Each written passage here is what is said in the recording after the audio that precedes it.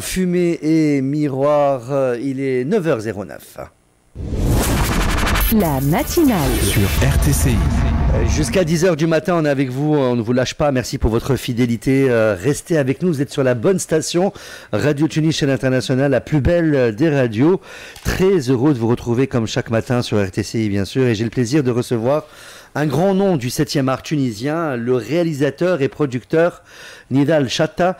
Il vient nous parler d'un rendez-vous exceptionnel, la journée porte ouverte de Cinémasters, l'Académie de l'acteur et du cinéma, qui aura lieu donc ce samedi 22 novembre de 17h30 à 19h30, 2 heures donc en tout. Une journée pensée pour toutes celles et ceux qui rêvent de cinéma, de théâtre, de scène, et même pour des jeunes issus de régions éloignées qui pourront être pris totalement en charge afin d'accéder à ces formations professionnelles. Une équipe de formateurs de prestige sera présente, acteurs, scénaristes, réalisateurs, musiciens, performeurs, directeurs de production, experts en art et bien d'autres. Bref, une chance unique de découvrir les coulisses des métiers du cinéma et d'oser faire le premier pas. Nidal Chatta est avec nous bien sûr pour en parler. Et on rappelle aussi que Nidal Chatta est de ceux qui considèrent le cinéma non seulement comme un art, mais comme un acte d'engagement, une manière de raconter le monde avec force, sens et humanité. On lui doit des œuvres majeures, saluées pour leur esthétique, leur intensité narrative et leur capacité à toucher les consciences. Un créateur exigeant, passionné par la transmission, qui n'a jamais cessé de soutenir les jeunes talents et d'ouvrir des portes à celles et ceux qui rêvent de faire du 7e art. Et justement, à l'occasion de la journée Porte Ouverte qu'il organise, un événement rare, généreux, entièrement dédié à la découverte, à l'apprentissage et à l'accès équitable à la création artistique, notamment pour les jeunes issus de régions éloignées. Il est avec nous aujourd'hui pour en parler. Mesdames, Messieurs, Nidal Chatta est notre invité sur RTCI. Bonjour. Bonjour Mahdi. Ça va? Oui, je serais tenté de dire what else. Tu as quasiment tout dit. Merci beaucoup. En tout cas, j'espère que ce que j'ai dit est juste, en tout cas, à vos yeux. Absolument, oui, non, tu as fort bien résumé, j'allais dire, la philosophie de l'ensemble des choses que j'essaye de mettre en place avec une équipe de passionnés, de gens très très engagés pour le cinéma, mais pas seulement que pour les cinémas, pour les arts scéniques. Et tu l'as fort bien énuméré pour un certain nombre de disciplines, et ça va jusqu'au yoga, aux arts martiaux, oui, etc. Voilà. Parce que je pense qu'il y a une complémentarité entre le monde de l'image et le monde de la spiritualité. On parle de spiritualité vivante, bien évidemment. Qu'est-ce qui vous a motivé avec Cinémasters à organiser cette journée porte ouverte? Porte ouverte, d'abord, c'est une invitation à venir nous rencontrer les formateurs, les instructeurs, les professeurs, et peut-être faire naître des vocations au détour d'une discussion. Je pense que ça va être très très informel en fait. C'est vraiment un rendez-vous informel pour aller à la rencontre de ces professeurs. On brise la glace, quoi. Oui, en quelque sorte, oui, on brise la glace et puis on permet... Je peux faire une parenthèse et est-ce qu'on peut aussi dire aujourd'hui, et vous savez, depuis votre jeune âge jusqu'à maintenant, beaucoup, enfin la population en général, ils ont beaucoup d'appréhension par rapport au cinéma et au théâtre et à l'accès justement à ces personnes-là. Il y a toujours une barrière. Les gens croient Nidal Chatta, jamais on peut lui parler. C'est un réalisateur, un producteur, il n'est pas accessible. Alors que non. Vous êtes accessible. Non seulement nous sommes accessibles, je suis accessible, mais je pense qu'il ne faut pas être rebuté par peut-être que je me suis mal exprimé. Ils pensent que les gens pensent qu'on est un monde à part. Oui. Qu'on est fermé, qu'on est isolé, qu'on est entre nous, qu'on n'est pas ouvert à autrui. Non, par essence, je pense que le monde de l'art, en règle générale, pas seulement le cinéma, doit être ouvert à toutes les, à toutes les composantes de la société, à la réalité de la société, à ce que nous vivons. Et c'est un peu une forme de miroir, de reflet. Je n'ai pas inventé le fil à couper le beurre en disant ça, mais voilà, l'art se doit d'être ouvert aux gens, en règle générale, et il ne faut pas qu'il y ait de barrières. En tout cas, s'il y a des barrières, c'est qu'il y a des problèmes. C'est clair. Par définition.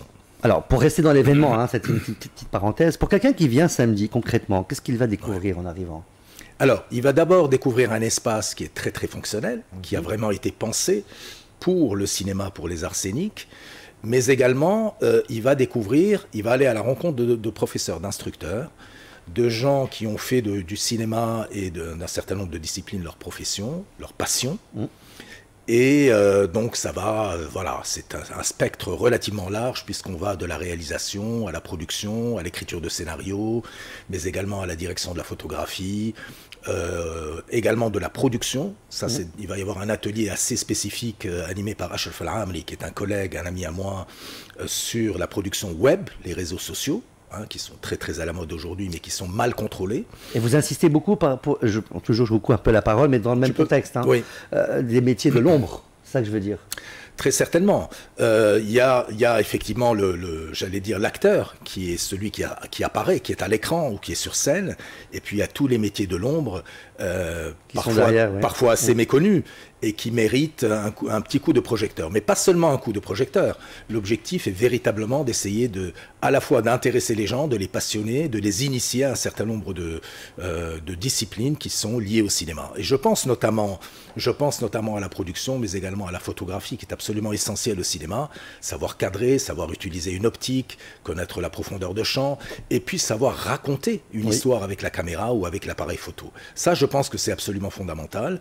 Et à ce titre, à cet égard-là, avec Khaled Belkheria, qui est un directeur de la photo très très respecté, un ami également, nous avons l'ambition également d'introduire à la fois les gens, les personnes, à la photographie, mais également à la prise de vue cinéma-vidéo.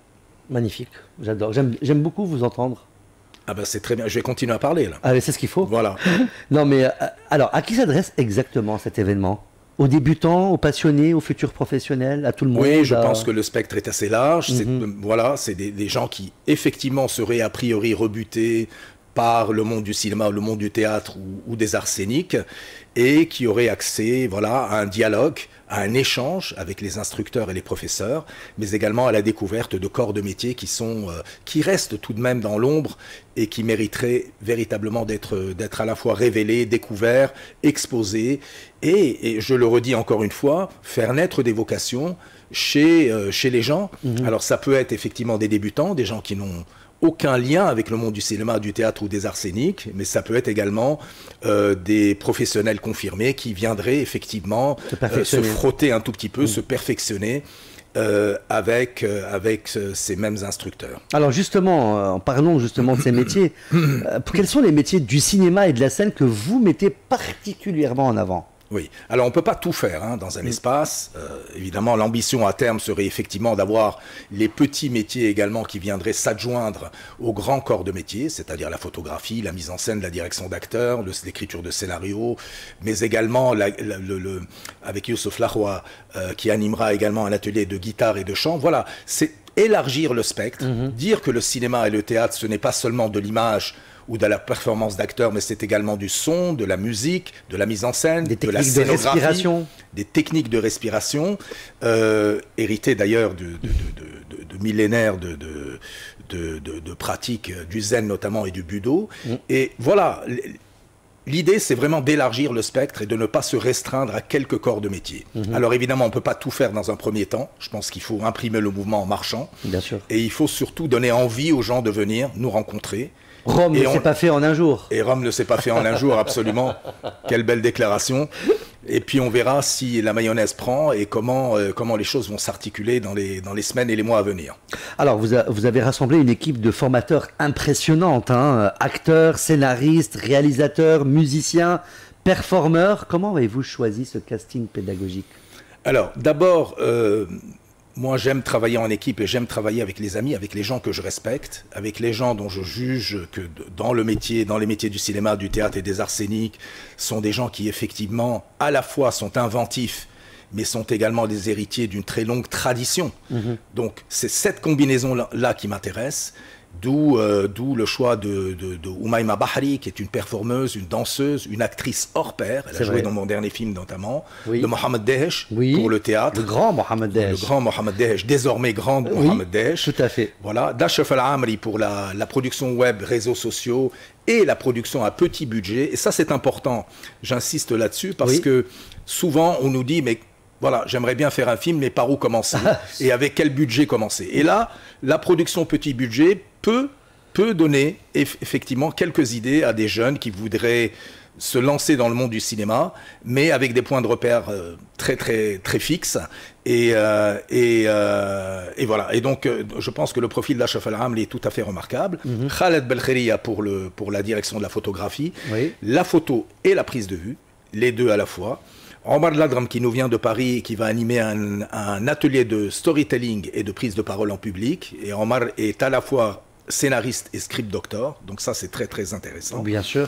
Et puis pour le yoga, ce sera Myriam Shibeni, qui est désormais très connu en Tunisie. Jelel Chaouch, maître Jelel Chaouch, qui est un très grand pratiquant et un ami de très longue date, de plus de 35 ans d'arts martiaux. Qui est 6e dan taekwondo, 4e dan jujutsu. Faut pas l'embêter, quoi. Hein. Voilà, il faut pas trop l'embêter. Voilà, faut pas trop l'embêter. Mais au détour peut-être d'un café, les choses peuvent se tasser.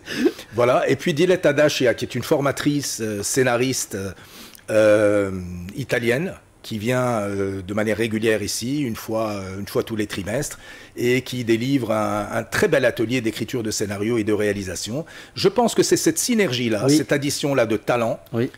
Mais pas seulement de talent, je le répète encore, de volonté, d'envie d'aller à la rencontre du public et surtout de passeurs de savoir et de lumière.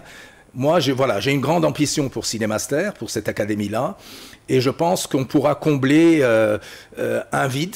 Je pense qu'il y a une autoroute devant nous. Hein. Il y a des écoles de cinéma, certes, en Tunisie, qui forment des gens, qui forment des compétences, de très bons techniciens. D'ailleurs, c'est des techniciens qui sont demandés partout, en Arabie Saoudite, au Maroc, partout, dans le Golfe.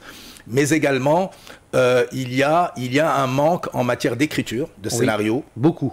Il y a un manque en matière de vision globale de ce que pourrait être un film, de l'entreprise d'un film, avec toutes ses composantes, la composante photographique, la composante écriture de scénario, réalisation, et il faut bien le dire, tous les corps de métier qui sont associés à la réussite potentielle d'un film.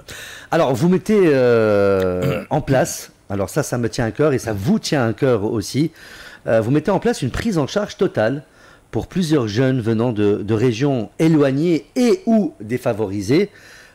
Pouvez-vous nous expliquer comment cela fonctionne ?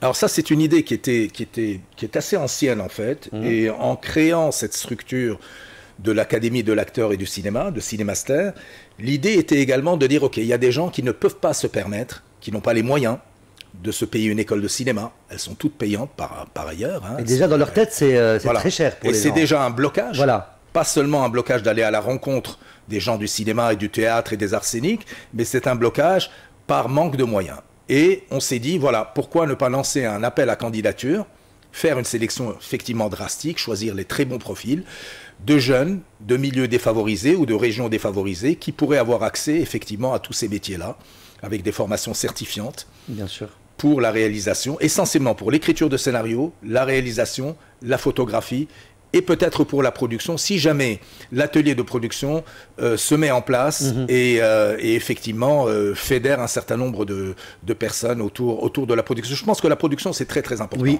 parce que c'est la faisabilité en fait.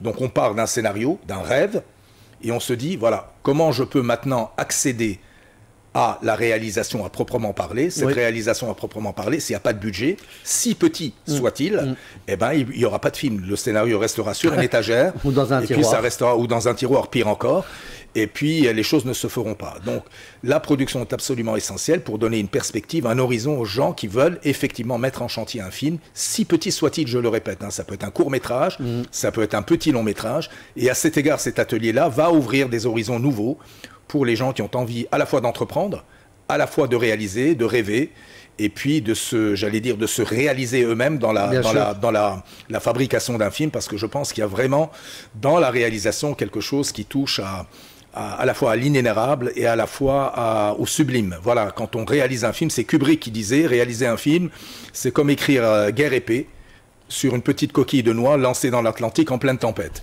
C'est un peu ça, la réalisation d'un film. C'est quelque chose qui est assez tourmenté, et il faut garder le cap. Il faut garder le cap, il faut avoir les idées claires, il faut être inventif, il faut être créatif, de bout en bout de la chaîne de fabrication d'un film, et ça part du scénario à la réalisation, la production évidemment, la réalisation, le montage. Donc c'est une entreprise qui nous emmène sur 2-3 ans de notre vie, de nos vies, Et à cet égard, je pense que la production est un élément absolument fondamental.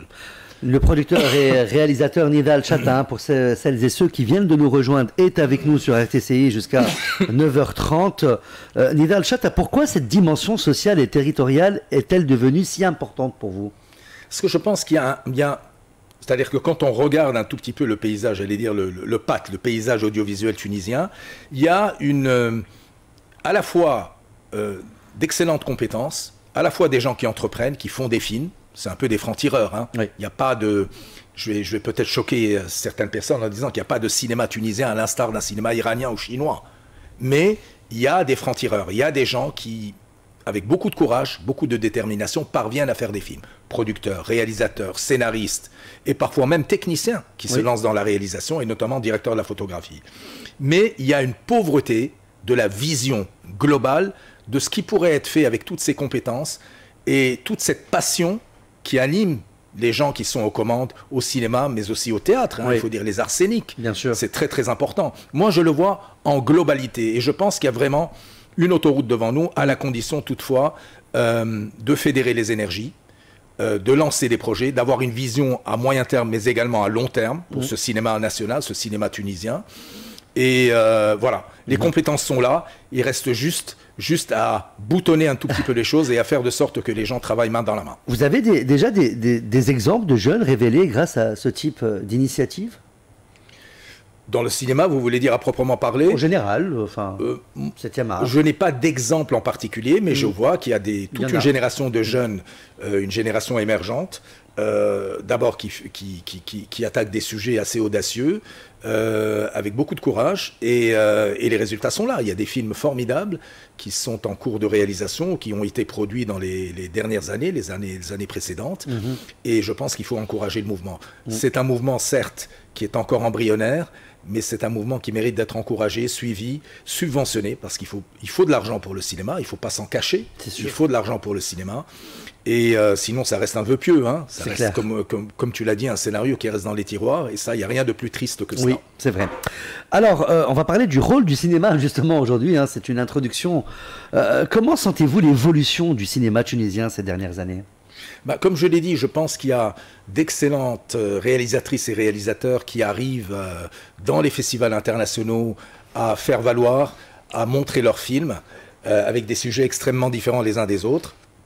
Il reste toutefois, je pense, une vision. Il faudrait vraiment que le ministère de la Culture s'attelle, désormais le Centre national du cinéma et de l'image, s'attelle effectivement à ce que nous ayons un peu plus de moyens, mais pas seulement financés, appui, suivi, vision en global, pour être présent dans les festivals internationaux de manière beaucoup plus probante et pour pouvoir faire valoir à la fois nos sujets, nos films et nos projets à venir. Et je n'exclus pas les séries, parce que les séries désormais se sont installées dans le paysage audiovisuel et cinématographique. Oui.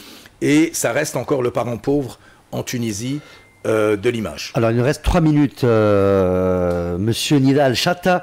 Quel conseil donnez-vous à quelqu'un qui rêve de cinéma mais qui n'ose pas franchir le pas? Faire de la boxe, monter sur un ring, se battre, parce qu'il faut à la fois du souffle, c'est la vie.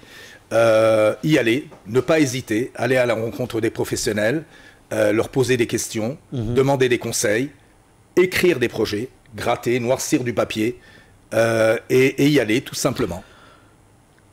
Quel conseil donnez-vous plutôt, quelles sont les compétences essentielles selon vous pour percer aujourd'hui dans le 7e art? Il en faut.